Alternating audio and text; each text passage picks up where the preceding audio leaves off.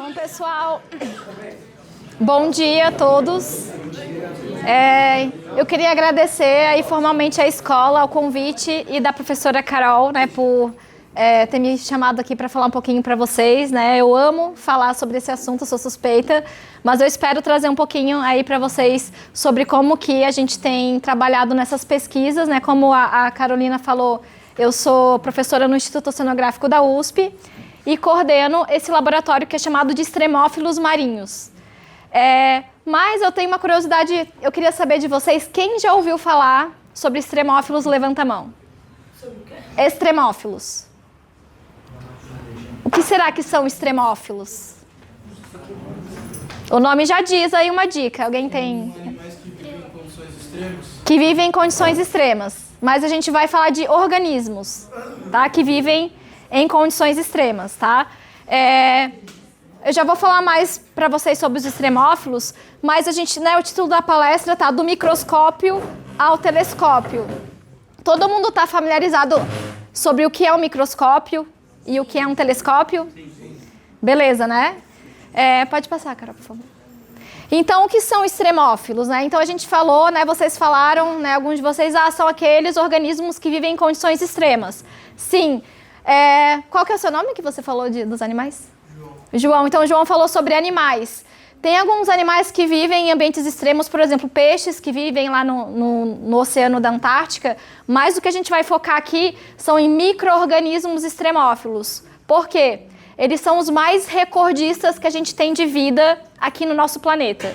Então, a gente vai falar um pouquinho sobre eles e qual que é a importância da gente entender esses limites da vida no nosso planeta para a gente tentar responder uma das grandes perguntas da humanidade, que é aquela, será que a gente está sozinho no universo?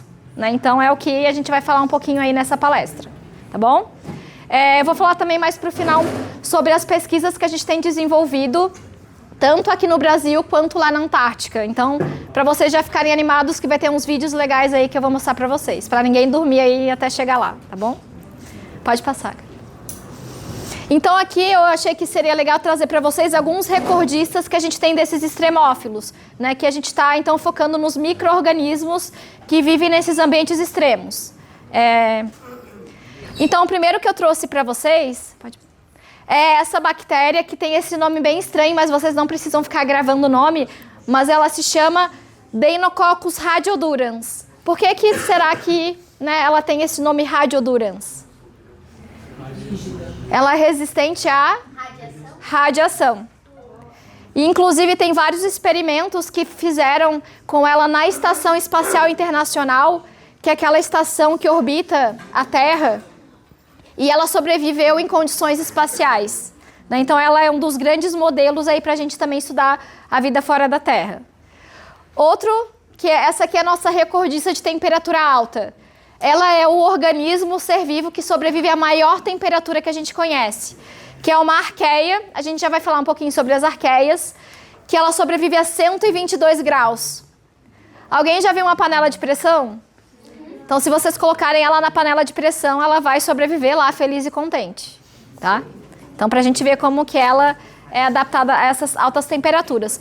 E, ao contrário, indo para baixa temperatura, essa é a nossa recordista, que ela se chama Planococcus alocriófilos. Ela sobrevive até menos 25 graus, ativa no seu metabolismo. Né? Então, vocês podem imaginar que é uma temperatura muito, muito, muito baixa e ela consegue sobreviver. Esse vídeo que a gente está vendo é um exemplo desses micro-organismos que eles produzem uma proteína que induz a nucleação de cristais de gelo. Então, eles estão pingando essa bactéria. Vocês viram que congelou aqui instantaneamente? Então, isso aqui que a gente tem é o único exemplo de um ser vivo que é capaz de mudar diretamente o estado físico da água. Então, ela consegue, através dessas proteínas, congelar essa água. E por que será que ela faz isso? Se o congelamento iria danificar uma célula, por exemplo. Por que será que ela congela? Ela tem essas proteínas. É aquela história, você está no fundo do poço, você aceita, está no perrengue, aceita o perrengue. Então, ela induz a formação de cristais de gelo em baixa temperatura, porque ela faz isso de forma controlada. Então, ela produz vários cristais de gelo bem pequenininhos ao redor da célula dela, e esses cristais eles não vão danificar a estrutura da célula. Então é um dos mecanismos, só para vocês saberem, de como que esses extremófilos conseguem sobreviver a menos 25 graus, por exemplo. Tá? E a gente tem muitas arqueias que são extremófilas. Vocês já tiveram alguma aula aí na biologia sobre o que são arqueias? Ainda não? Já? Já. A professora concordando de tudo, discordando de tudo. O que será que são arqueias? Alguma ideia? Então eu vou contar um pouquinho para vocês como as arqueias são incríveis, né? Então, hoje a gente tem toda a vida que a gente conhece, ela é dividida em 3 domínios, né? Que a gente tem aqui, acho que está pequenininho para vocês enxergarem, mas bactérias. Bactérias todo mundo já ouviu falar, né? Eucariotos, né? Que é o domínio eucária, que somos desde nós até fungos, que são eucariotos, né? E as arqueias são outro domínio da vida. As arqueias, elas são também seres unicelulares, né? Uma célula, e procariotos. Procariotos todo mundo sabe o que é. Temos eucariontes e temos procariontes. Os procariontes, a célula não tem um núcleo definido. Não tem aquele envoltório que envolve o material genético. Certo? Então, as arqueias são procariontes, mas elas não são bactérias. Elas são muito mais complexas que as bactérias. E muitas dessas arqueias são recordistas de extremófilos. Elas vivem em vulcões ativos, em fontes hidrotermais de oceano profundo, em desertos de muito sal. Elas são muito resistentes a muitos parâmetros. Elas são muito extremófilas, muitas dessas arqueias. E aí, falando de ambientes extremos, aonde que esses extremófilos vão habitar? Aonde que eles vão viver no nosso planeta? O que a gente tem exemplo de ambientes extremos? Então, aqui a gente tem uma cola para vocês, né? Então, o nosso planeta, a gente tem desde cavernas, regiões polares, desertos, fonte hidrotermal, vulcões, mar profundo. Então, a gente tem vários exemplos de ambientes extremos que até pouco tempo atrás a gente achava que a vida não era capaz de prosperar nesses locais. A gente não sabia que existia vida. Por quê? Na maior parte desses locais, a gente tem vida microscópica, que são esses micro-organismos. A gente não tem nenhum animal que sobreviva numa temperatura acima de 60 graus, por exemplo. Só micro-organismos. E aí a gente vai falar, eu vou focar para vocês em alguns ambientes extremos que é os que eu tenho estudado na minha pesquisa. Um deles é a Antártica. Pode só dar mais um clique. Então, a Antártica, a gente tem vários ambientes muito extremos. Depois eu vou falar mais em detalhes para vocês, mas a Antártica é o lugar mais frio do nosso planeta. A temperatura mais baixa medida foi aqui no meio da Antártica, de menos 89 graus. Né? Então, é quase mais frio do que algumas regiões em Marte, por exemplo. Então, é muito frio lá na Antártica. E a gente tem vários locais que a gente encontra os micro-organismos vivendo tanto na neve, quanto no gelo, quanto no oceano profundo da Antártica, no solo, em vários locais a gente encontra esses extremófilos. E o mar profundo, né, também que a gente tem estudado várias regiões de mar profundo. Então a gente tem uma definição de mar profundo que é a região que a gente não tem mais luz solar penetrando nessa região. Então, abaixo de 200 metros, a gente não tem mais luz. A vida que vive ali, ela vive na mais completa escuridão. Então, a gente já chama essa região de mar profundo. Tá? Então, abaixo de 200 metros. Alguém falou Fossas Marianas. Todo mundo já ouviu falar nas Fossas Marianas? Ele é o ponto mais fundo de todos os oceanos da Terra, que pode chegar a 11 quilômetros. Está aqui, ó, 10 mil, quase 11 quilômetros, 11 mil metros. Então, é bem fundo. E nessas regiões de mar profundo, qual que é o problema que os organismos enfrentam para sobreviver? Pressão hidrostática. Então, nessa região das Fossas Marianas, a pressão equivalente, para a gente falar de uma forma didática, é como se a gente empilhasse 50 aviões comerciais a cada centímetro quadrado. Então, é uma pressão muito grande. E como a gente pode imaginar que uma bactériazinha, uma arqueia, está lá feliz e contente sobrevivendo no oceano profundo. Né? É incrível a gente imaginar. Pode passar, eu quero... E aí o oceano, de maneira geral, a gente divide ele em zonas em relação a essa coluna de água. Né? Eu não vou ficar falando dessas zonas para vocês, mas só para a gente ter aqui uma visão. Essa parte aqui é até onde chega a luz, que é 200 metros de profundidade. Abaixo disso, a gente já considera como oceano profundo, que pode chegar até esses 11 quilômetros. Mas quando a gente está lá no fundo ainda, a gente tem o sedimento que vai cobrir esse assoalho oceânico, certo? E nesse sedimento a gente também tem um perfil de profundidades, em que mais ou menos ali abaixo de 1 metro, a gente chama de subsuperfície marinha. E é um dos ambientes mais extremos que a gente tem no nosso planeta, e o mais incrível da gente pensar é que é o maior habitat do nosso planeta. Porque vocês lembram que 70% da nossa superfície é coberta de água. Isso a gente tem numa visão espacial horizontal, mas vocês têm que imaginar que a gente também tem uma distribuição vertical, né, desse oceano. Então, se a gente for considerar, né, que o oceano, né, da Terra como um todo é o maior habitat da Terra, a subsuperfície é o maior habitat da Terra. Esses sedimentos que a gente estuda, né, chamados subsuperfície. E ainda é um dos locais que a gente sabe muito pouco sobre a vida que tem ali. Por quê? É muito difícil a gente acessar essas regiões. A gente vai com um navio que ele tem uma super tecnologia para a gente conseguir perfurar essa subsuperfície, coletar amostras e estudar os extremófilos que vivem ali. Então, adiantando para vocês, na subsuperfície a gente basicamente não tem animais vivos, tá? O que tem ali é o que foi soterrado ao longo aí do tempo da história do nosso planeta. Mas quem está vivo nessa subsuperfície são esses micro-organismos extremófilos. Estou tentando convencer vocês de que os extremófilos são maravilhosos, tá? Pode passar.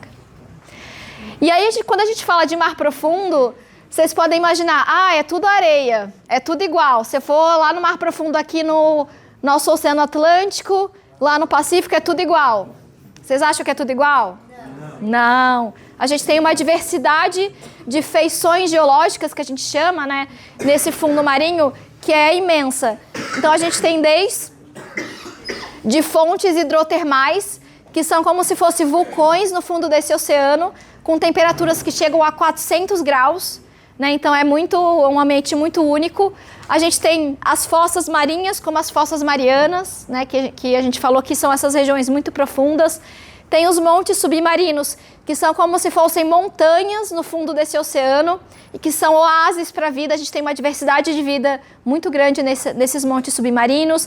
A gente tem esses buracos que são causados por gás, que fica nessa subsuperfície e escapa, e aí forma esses buracos nesse fundo do oceano, e até exudações de metano. Esse aqui eu vou só destacar para vocês, que a gente vai falar um pouquinho daqui a pouco sobre esse gás metano que sai nessa subsuperfície, que a gente chama de hidrato de metano e exudação fria quando ele escapa.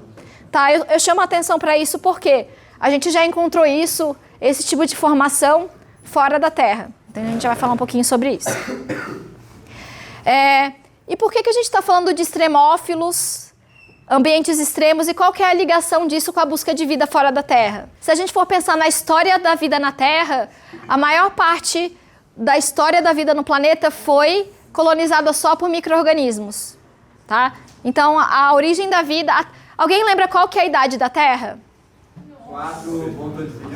4,5 bilhões de anos. A vida, ela teria surgido ali em 3,8 bilhões de anos. E os animais só surgiram há 530 milhões de anos. Então, a maior parte da história da vida na Terra é dos micro-organismos. Tá? Então, a gente está ali só... Se a gente for pensar que a nossa história é um relógio, a gente está nos últimos segundos ali quase dando meio-dia. Né? Então, a gente é basicamente nada na história da vida do nosso planeta, que a maior parte foi colonizado por esses micro-organismos. Então, esse é um ponto. O outro ponto se a gente tem regiões, por exemplo, de mar profundo, que são parecidas com locais fora da Terra, a gente estuda esses ambientes na Terra e os micro-organismos aqui como análogos, como modelos para a gente buscar vida fora do nosso planeta. Por quê? O universo é muito grande. Se eu não tiver um alvo para eu buscar vida, aí a gente vai desperdiçar tempo e dinheiro, certo? Então eu preciso ter um alvo para eu buscar vida, além daqui. Então eu preciso conhecer muito bem a vida aqui, nos lugares parecidos, tá? Então a gente vai falar um pouquinho aí sobre os locais fora da Terra, que são aí os principais alvos para a gente tentar detectar algum tipo de vida, que seria a vida de extremófilos. Não são aqueles ETs lá daqueles programas de alienígenas do passado, tá? Então a gente está falando de micro-organismos ETs, tá? Não de vida complexa.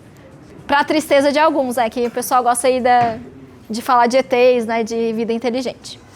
Então, né, tudo isso está dentro de uma área da ciência chamada astrobiologia. Quem já ouviu falar de astrobiologia? Alguns? Então, a astrobiologia, ela estuda tanto a origem e a evolução da vida na Terra, porque até agora é o único exemplo que a gente tem de vida. Ninguém nunca encontrou nenhum indício de vida fora daqui. Então, a gente estuda a vida aqui como modelo para entender a vida no universo. E também a gente estuda o futuro da vida no universo e a possibilidade de vida fora da Terra, né? Para isso, a gente estuda os ambientes que são análogos, que eu vou mostrar para vocês. O primeiro, todo mundo já ouviu falar, Marte. Então, Marte é o 4º planeta do Sistema Solar, nosso vizinho. Marte, no passado, tem muitos indícios de que tinha condições muito próximas das condições que a gente tem aqui. Rios de água líquida, talvez até oceanos de água líquida. Mas teve um grande evento de mudanças climáticas em Marte, que Marte praticamente perdeu toda a água líquida que tinha na superfície. Tá? E aí virou, né, esse ambiente muito extremo em que a gente não espera encontrar vida na superfície de Marte. Mas na subsuperfície já é mais plausível. Tá? Só que, como eu falei para vocês, no passado tem indícios de que tinha rios de água líquida. Vocês já ouviram falar de uma missão que a NASA enviou, se eu não me engano, acho que foi em 2021, mas está, né, agora aí em superativa, que foi a Perseverance, né, que é aquele robô que está explorando Marte. Esse robô, ele pousou nessa cratera que é chamada de cratera Jezero. Essa cratera, se vocês forem ver aqui uma imagem, ela tem exatamente a estrutura de um delta de um rio que secou. Então ali era um rio no passado, tinha água líquida fluindo em abundância. Então, essa missão, o que eles estão indo buscar? Indícios de fósseis de micro-organismos, porque poderiam ter existido no passado. Então eles estão lá buscando várias moléculas e indícios nas rochas de que teria algum tipo de vida microbiana sobrevivendo nessa região há bilhões de anos atrás. É isso que essa missão da NASA está fazendo agora. Tá? Mas a gente tem vários indícios hoje de que tem lagos subglaciais, ou seja, lagos abaixo da subsuperfície de Marte, de água líquida, que poderiam ter até 20 quilômetros de extensão e que são locais que a gente tem muito entusiasmo para tentar encontrar algum tipo de vida. Só que a gente ainda não tem muita tecnologia para acessar essas regiões. Né, mas a gente tem aí, né, informações de que é possível que a gente tenha uma condição, pelo menos, de ter algum tipo de vida ali. E outro lugar, que é ainda outros locais, né, no nosso sistema solar, que são ainda mais entusiasmantes para a gente buscar algum tipo de vida, são os mundos oceânicos do sistema solar. Por exemplo, né, um dos que a gente tem aí que são bem entusiasmantes é a Europa. Europa é uma lua que orbita Júpiter. A gente tem aqui no nosso planeta uma lua que orbita o nosso planeta, certo? Júpiter e Saturno, cada um tem cerca de umas 80 luas. E Júpiter, né, tem essa lua que se chama Europa. Em Europa, ela é coberta por uma camada de gelo e abaixo dessa camada, a gente estima que tem 2,4 vezes mais água do que todos os oceanos da Terra. Não é incrível? A gente tem mais água em Europa do que aqui. Mais água líquida. Então essa descoberta, claro, foi muito entusiasmante para a astrobiologia. Porque aqui na Terra, onde tem água líquida, a gente tem vida. seja na maior profundidade dos nossos oceanos até a mais alta atmosfera, tendo água líquida, a gente tem vida. Então isso foi bem entusiasmante. Tanto a Europa quanto o Encélado são dos principais alvos aí para a gente tentar buscar algum tipo de vida. Então, dando aqui um zoom em Europa e Encélado, a gente tem basicamente essa conformação, uma camada de gelo espessa e um oceano profundo, sendo que em Europa, quem que chuta aí qual que é a profundidade do oceano de Europa? 20 mil. 20 mil metros? 100 quilômetros, a média. Ou seja, 100 mil metros. Bastante, né? Incrível. Bom, deixa eu passar aqui a próxima. São 100 quilômetros. 100 quilômetros de profundidade. E aí, como que a gente, né? Qual que é a nossa ideia agora? Para a gente buscar vida nesses locais, como eu falei para vocês, a gente precisa de um alvo, né? Que como que a gente vai entender a vida aqui? O que a gente pode propor, que é um termo que a gente usa que se chama bioassinatura, que seria uma assinatura de vida, uma molécula, uma estrutura que indique que aquilo ali veio de um ser vivo. Então a gente estuda novos extremófilos aqui na Terra para tentar direcionar essa busca de vida nesses locais que eu mostrei para vocês. Então na nossa pesquisa, a gente está focando nesses 3 tipos de ambientes que eu vou contar um pouquinho aí para vocês, de como que a gente tem estudado. Então, cavernas aqui no Brasil, né? Então a gente tem estudado lá em Minas e aqui em São Paulo. Mar profundo do Brasil, né? Aqui a gente chama de Bacia de Santos, e também lá na margem equatorial, ali entre Amazonas e Amapá. E na Antártica, a gente tem estudado alguns locais lá também. Eu vou contar um pouquinho para vocês agora como que é a prática, né, de estudar esses extremófilos nesse contexto da astrobiologia. Pode passar, capa. Então, mas antes de eu mostrar para vocês, né, como que a gente faz essas pesquisas, eu só queria falar para vocês como que a gente busca esses extremófilos. Então, se vocês forem imaginar, eu vou lá pegar uma amostra do meu vulcão, vou cultivar no meio de cultura em laboratório, isso aí não é uma boa para a gente entender quem estava lá. Por quê? A gente tem uma estimativa que a gente só consegue cultivar 1% de quem estava no ambiente. Porque a gente não consegue simular um vulcão em laboratório para crescer, por exemplo, esses organismos. Então, o que a gente faz? A gente vai lá, eu vou mostrar para vocês uns vídeos das coletas, né, mas a gente vai lá, pega essa amostra, a gente extrai o DNA, todo mundo aqui já ouviu falar em DNA, né? Então, o DNA, ele carrega toda a informação de quem é aquele ser vivo. O material genético. Então, quem são vocês? Toda essa informação está dentro do DNA. Da mesma forma para esses extremófilos. Então, estudando o DNA deles, a gente tem os genes e genomas deles e a gente consegue entender como que eles conseguem sobreviver nesses locais tão extremos, a partir dessa informação genética. Então, é assim que a gente estuda, né, a partir desse DNA do ambiente. Então, vamos falar um pouquinho das cavernas que a gente tem estudado aqui no Brasil. Então, a gente tem estudado cavernas numa cidade que se chama Diamantina, que fica no norte de Minas Gerais. E essa caverna que a gente tem estudado, ela se chama Monte Cristo, né? Então, a gente foi lá. Esse projeto, né, só para vocês saberem, ele teve apoio, né, agora eu vou mencionar que a Carol falou que vocês conhecem o Serra Pilheira, né, então ele teve apoio, né, do Serra Pilheira e de outras agências também de fomento, mas esse aqui é o mapa da caverna. Aí a gente vai, então, no interior dessa caverna, lá no fundo, e coleta essas amostras, né? Vocês estão vendo que a gente coloca luva, tudo para proteger o material, e aí a gente vai, coloca em frasquinhos e leva para o laboratório para fazer essa extração de DNA. Pode passar. E aí, assim, a gente revela, né, quem são esses extremófilos. E aí, aqui eu não vou, obviamente, não vou ficar falando resultado para vocês, né, mas só para vocês saberem que a gente estuda, então, o genoma desses extremófilos dessa caverna e consegue ter informação de como que eles sobrevivem. E, nesse caso, a gente usou essa caverna como o primeiro ambiente análogo do Brasil, análogo a Marte. Então foi muito legal, a gente já publicou esse trabalho numa revista que se chama Astrobiology, que é a mais renomada aí na área de astrobiologia. Pode passar, Carol. E agora a gente está num projeto que a gente está coletando amostras aqui no PETAR. Alguém já ouviu falar do PETAR? Vocês já foram lá? Que legal, ó, a gente está coletando lá no PETAR. Então, só que a gente foi numa caverna que ela é fechada à visitação. Vocês sabem que o PETAR tem muitas cavernas. Essa aqui não é aberta à visitação, ela é só para pesquisa científica. Você pode rodar o vídeo de novo? Ah, acho que ainda está rodando. Esse vídeo de novo, por favor. E aí a gente coleta esse testemunho de sedimento em regiões da caverna que são alagadas.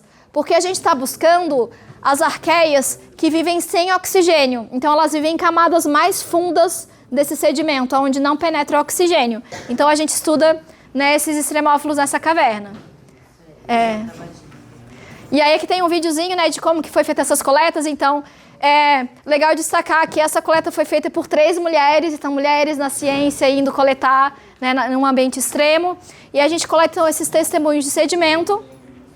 A gente fatia esse sedimento dentro da caverna mesmo e depois traz para o laboratório para fazer a parte de experimento da extração do DNA e depois sequenciamento desse DNA. Indo agora para a Antártica, né? Para a Antártica é onde a gente tem bastante estudo lá há muitos anos, né? A gente tem trabalhado na Antártica e um dos locais que a gente estuda na Antártica é um vulcão ativo, que é muito interessante porque a gente pensa na Antártica como um local predominantemente gelado, e realmente é. Só que hoje a gente tem esses 4 vulcões que estão ativos na Antártica. A Antártica tem muitos vulcões, mas que não estão mais ativos, e esses 4 estão aí em plena atividade. Que são esses 3 que ficam na região aqui do continente, e esse outro que é essa ilha, chamada Ilha Deception. Pode passar. E aí, só para a gente destacar que é legal a gente estudar os vulcões da Antártica, porque a gente tem esses extremos de temperatura. Então, a gente consegue estudar os limites da vida em relação à temperatura, em temperatura muito baixa e muito alta, no mesmo local. É quase um laboratório natural para a gente estudar essas adaptações a temperaturas extremas, que é o que a gente tem feito. Inclusive, esse tema foi a minha tese de doutorado e que hoje eu continuo aí trabalhando nessa pesquisa. Então, isso aqui a gente estava lá em Deception. Vocês podem ver essa fumaça, que são essas fumarolas ativas do vulcão, que são emitidas. Já vou contar um pouquinho mais sobre isso, mas essa aqui é uma imagem aérea da Ilha Deception. A ilha em si é o próprio vulcão. Então, o que vocês estão vendo aqui é a borda superior do vulcão, porque a maior parte dele está inundada pelo mar, é abaixo do nível do mar. Só que teve uma erupção há 10 mil anos atrás, que a parede do vulcão colapsou e o mar inundou a caldeira. Então, isso aqui é a caldeira do vulcão inundada pelo mar. E o mais incrível de tudo é que a gente consegue entrar de navio dentro da caldeira do vulcão, que é essa imagem que a gente está aqui.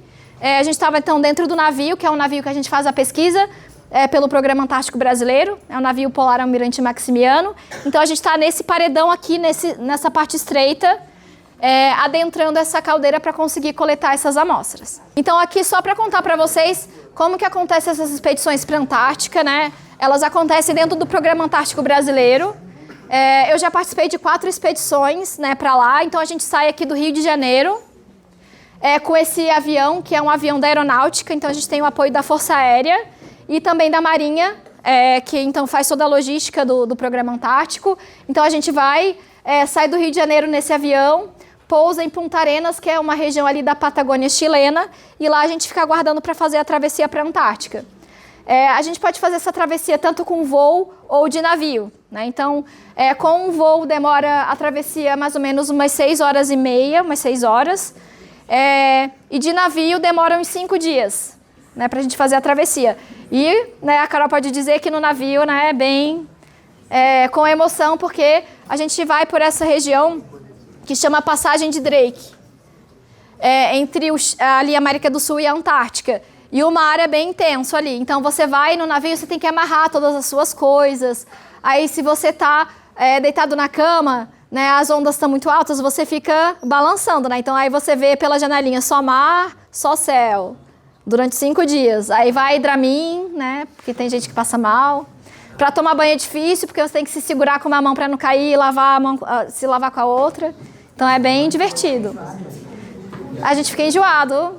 Toma um remedinho, passou.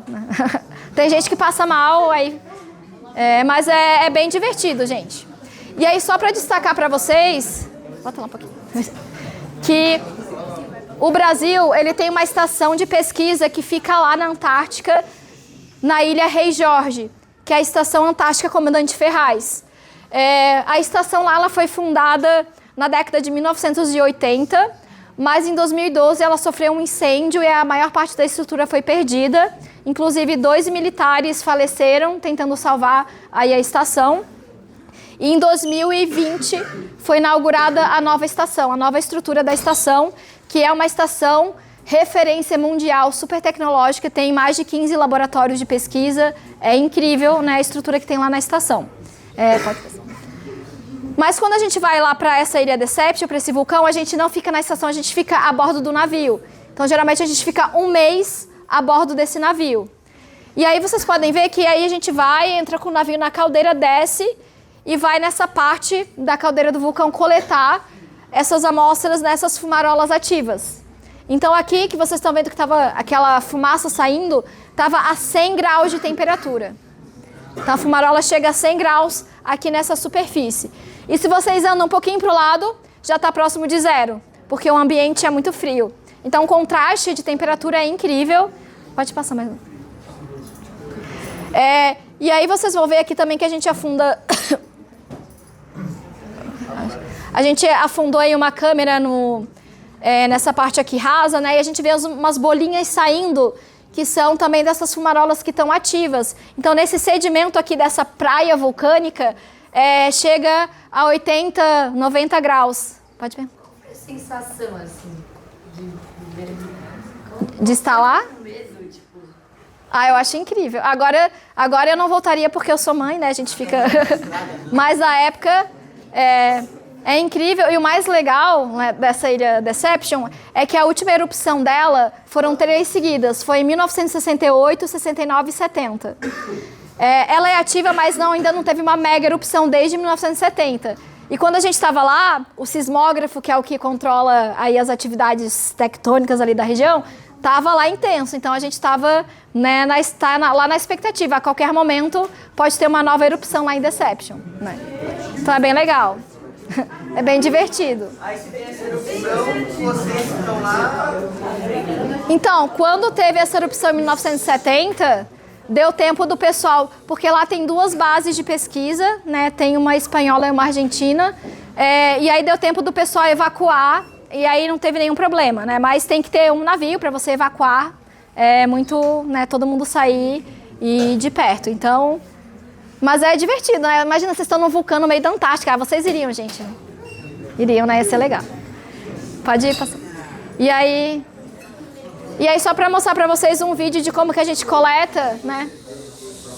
Então, aqui a gente estava lá, né, nessa fumarola. Então, a gente leva todo esse material para colocar as amostras, tudo estéril, para não ter problema de contaminação das amostras. Então, a gente vai lá, coloca nos saquinhos e depois leva para o navio. A gente faz uma parte aí no laboratório do navio, mas a maior parte a gente traz para o nosso laboratório aqui na USP para estudar aqui.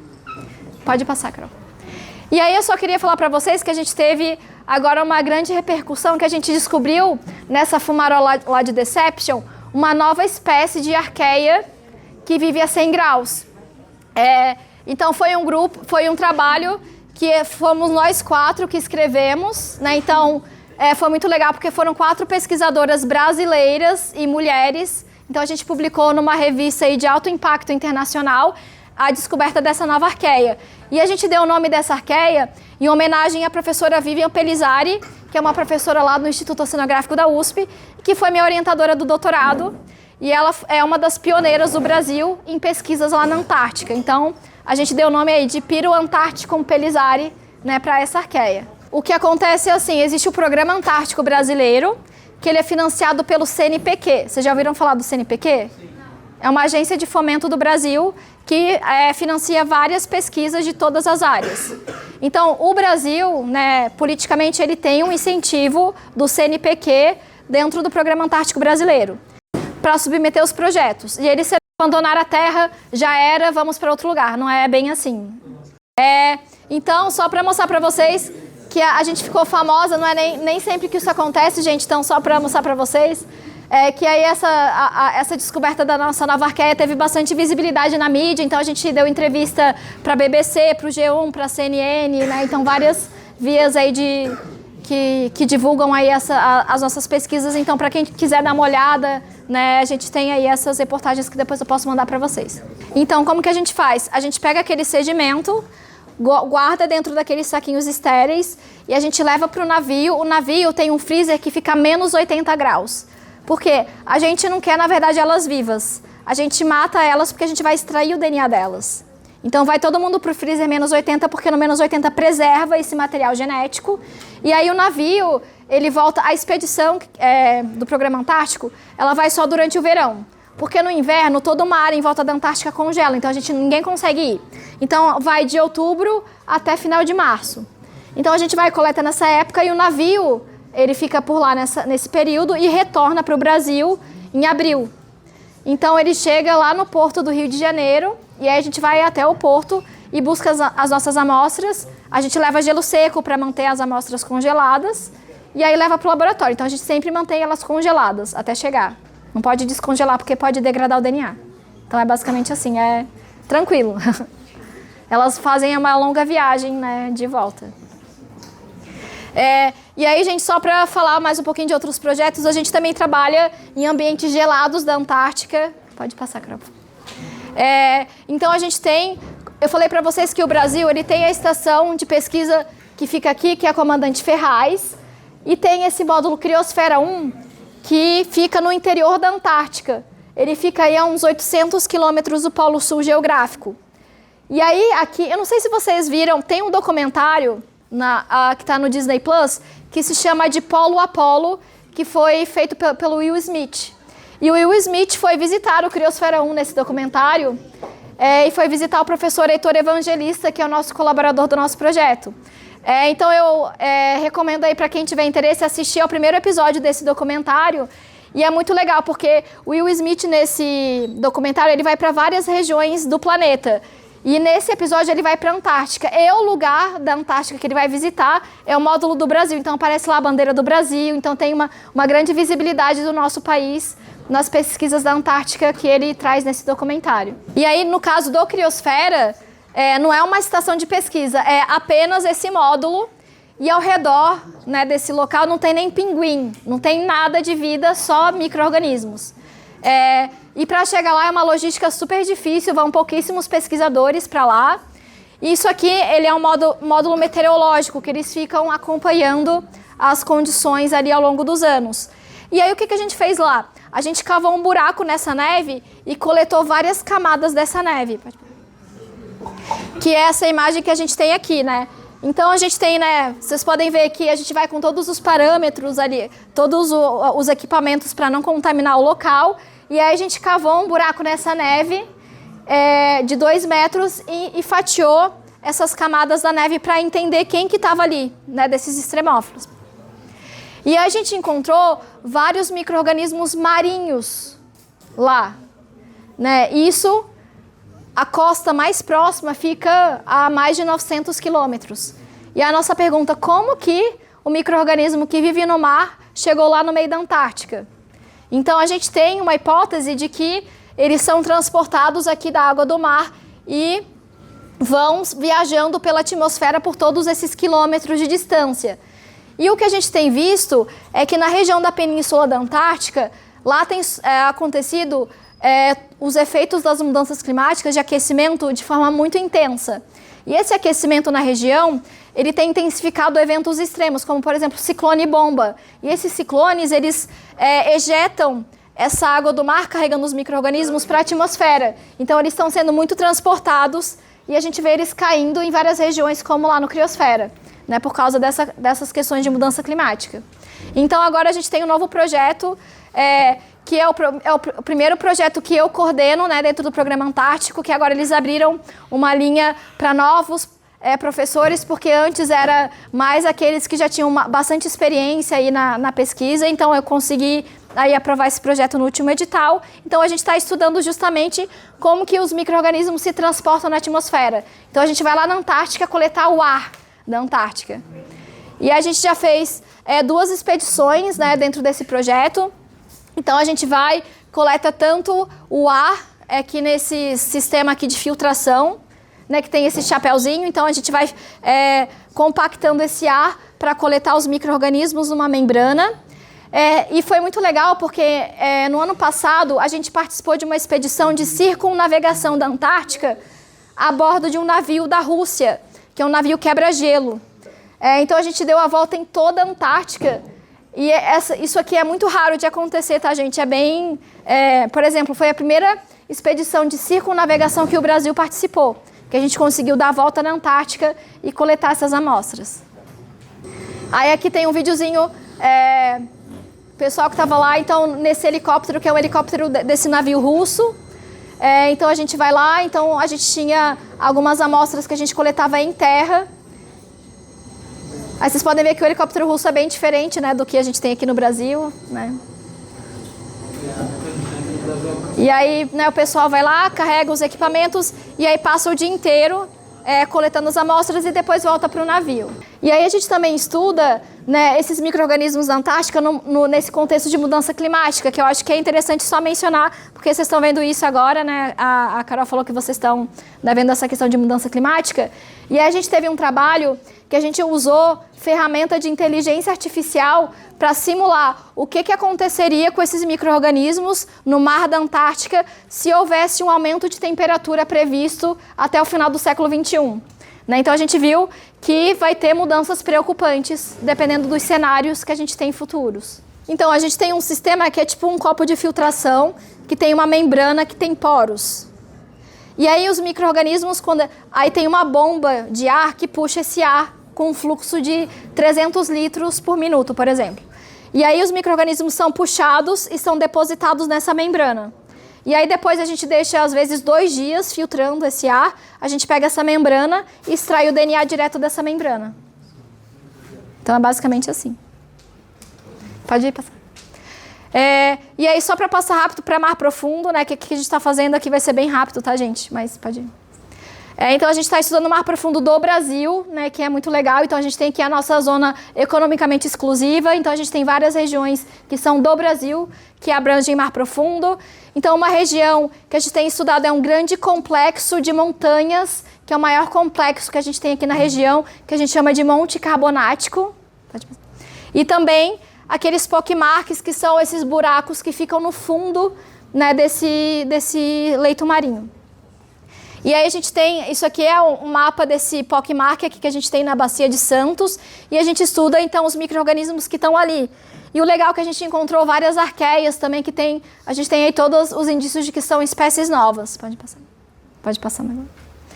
E aí eu estou também com esse projeto, por fim, que é um projeto financiado pelo Serrapilheira, né, também que eu estou coordenando, em que a gente está estudando extremófilos do Brasil. Então a gente não precisa ir lá para a Antártica para estudar extremófilos, a gente está estudando, né, esses extremófilos, principalmente arqueias, em mar profundo do Brasil e em cavernas do Brasil. A gente quer comparar quais são as condições de adaptação da vida em subsuperfícies do Brasil, tanto marinhas quanto terrestres. Então, será que a gente tem os mecanismos da evolução e de adaptação parecidos com o que a gente tem no mar profundo e no ambiente terrestre? Então a gente está fazendo essas comparações com o intuito da astrobiologia, para ver como que a gente pode, né, isso pode ajudar a gente na busca de vida naquelas luas geladas que abrigam oceanos. Então, só para fechar, né, já falei demais, eu só queria, né, reforçar que a gente, não sei se vocês já tiveram alguma coisa sobre isso, mas a gente está na década dos oceanos, então os oceanos eles estão tendo muita visibilidade pela sua importância, tanto para o planeta, quanto para a saúde humana, quanto para a biotecnologia, né, para várias. A gente sabe que é indiscutível a importância da gente preservar os nossos oceanos. Então a gente está nessa década dos oceanos e os micro-organismos têm ganhado um destaque como, né, um grupo que a gente precisa conhecer para preservar esses ecossistemas. E a gente tem trabalhado também com várias iniciativas de divulgação das nossas pesquisas, né? Então a gente tem feito, por exemplo, algumas exposições para crianças, uma que se chama Micro-Heróis dos Oceanos. Porque a gente fala a bactéria, daí todo mundo acha, a bactéria, tem que passar Protex, lavar a mão, todo mundo causa doença. Então a gente quer falar, né, nessas exposições que se não fosse pelas bactérias e arqueias marinhas, a vida no planeta não seria possível como a gente conhece. Então, elas são a base da vida no nosso planeta. Então, a gente tem feito nessas exposições, tanto lá no Instituto Oceanográfico, abertas ao público, e também várias iniciativas nas ruas, levando para o público, tanto lá na Avenida Paulista, a gente também já foi até o Museu da Manha lá no Rio de Janeiro. Então, levar aí alguns materiais e informações sobre as nossas pesquisas. E também em escolas, né? A gente está aqui agora, então também, né, uma parte da divulgação que a gente faz da nossa pesquisa. E também a gente faz divulgação dentro dessa iniciativa, que é uma associação de jovens pesquisadores que trabalham com os polos, né, que se chama APEX. E aí todo ano tem a Semana Polar Internacional, que a gente vai até as escolas falar sobre as nossas pesquisas também para todos os anos, desde pequenininhos até vocês do ensino médio. Então é muito legal, né, também quem tiver interesse, né, nessa parte da Semana Polar, dessa parte antártica, podem dar uma olhadinha aí na Apex. E a astrobiologia, né, quem tiver mais interesse em saber sobre a astrobiologia, o Brasil tem uma Sociedade Brasileira de Astrobiologia. Eu fui da diretoria nos 2 últimos anos, né, eu era responsável pela parte de divulgação científica. E tem o site, né, que é sbastrobio.org, se alguém que tiver mais interesse de se aprofundar. E tem esse livro, que ele está disponível em PDF gratuito. Então, se vocês colocarem lá no Google o título Astrobiologia, uma ciência emergente, vocês podem acessar. E é um livro que ele é escrito por autores brasileiros, né, 100% brasileiro. Então, também e abrange várias áreas aí da astrobiologia. E aqui um pouquinho, né, aqui sobre algumas fotos do nosso grupo de pesquisa, as agências de fomento, né, que incentivaram aí, financiaram as nossas pesquisas. E esse aqui é o laboratório que eu coordeno, né, algumas pessoas aqui do laboratório. A gente tem crescido aí aos poucos, né, a cada ano. Hoje a gente já tem aí uns 9 alunos de pós-graduação e os 3 alunos de graduação trabalhando com a gente. E quem tiver interesse em saber um pouquinho mais das pesquisas, tem o nosso Instagram. Então, a gente sempre divulga vídeo de coleta lá na Antártica, a cada expedição que a gente vai, também a gente procura, né, fazer esses vídeos para fazer toda essa parte de divulgação científica. Então, era isso, gente. Obrigada.